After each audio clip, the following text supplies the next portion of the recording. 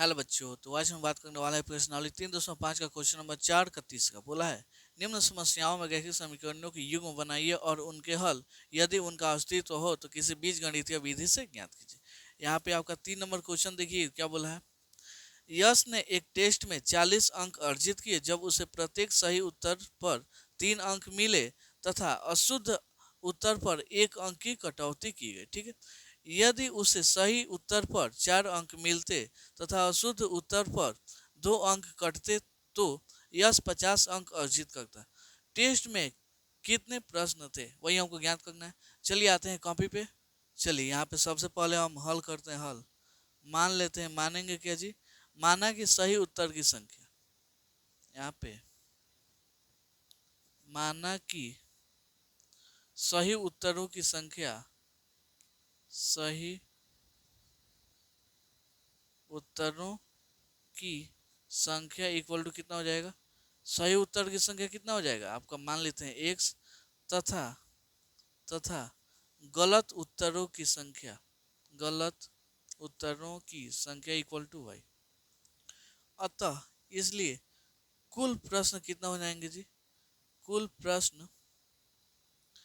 प्रश्न आपका x plus Y हो गया, यानी गलत की गलत उत्तरों की संख्या सही उत्तरों की संख्या दोनों को जोड़ देंगे, कुल आपका प्रश्न आ जाएगा। अब आते हैं प्रश्न से। प्रश्न में क्या बोला है जी, 3 गो सही होता है और 1 गो गलत होता है तो उसको कितना अंक मिलता है जी, 40 अंक मिलता है।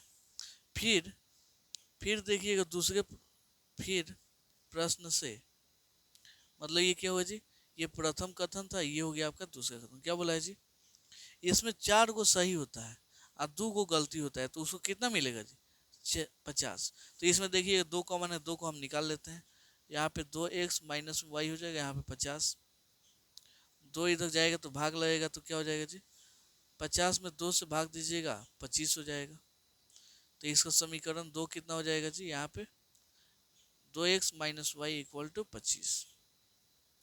इसको हम मानेंगे समीकरण 2, इसको मानेंगे हम समीकरण 1। ठीक, अब समीकरण 1 में देखिएगा y माइनस में, इधर भी y माइनस में, और पहला में से दूसरा घटाते हैं। क्या जी, देखिए आप दूसरा में से पहला घटाइए चाहे पहला में से दूसरा घटाइए, आंसर दोनों का सेम ही आएगा। ठीक है, तो आते हैं समीकरण 1 में से समीकरण 2 को घटाने पर, समीकरण 2 को घटाने पर, चलिए घटाते हैं। समीकरण 1 आपका है कितना जी, 3x minus Y equal to 40। यहाँ पे समीकरण 2x minus Y equal to 25। घटाएंगे तो मालूम है ना, साइन चेंज होगा, प्लस है तो माइनस, माइनस है तो प्लस, यहाँ प्लस है तो माइनस। 3x में से 2 एक्स गया तो x, ये वाला दोनों खत्म। 40 में से 15 गया, सॉरी 40 में से 25 जाएगा, आपका आएगा 15।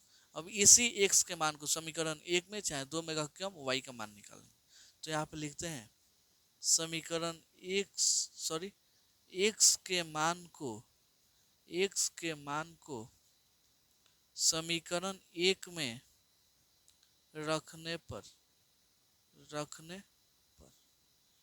क्या हो, समीकरण 1 आपका है कितना जी, 3x minus Y equal to 40। 3 गुणे x का मान 15, यहाँ पे हो जाएगा माइनस वाई इक्वल टू 40। 15 या 45 माइनस वाई इक्वल टू 40। यहाँ पे y माइनस में उधर भेज दीजिए। यहाँ पे 45 और 40 इधर प्लस में था, इधर गया तो माइनस में। यहाँ पे y 45 में 40 गया 5, आपका y का वैल्यू कितना आएगा जी, 5, x का मान 15। अतः कुल प्रश्नों की संख्या कितना हो जाएगा जी, यहाँ पे अतः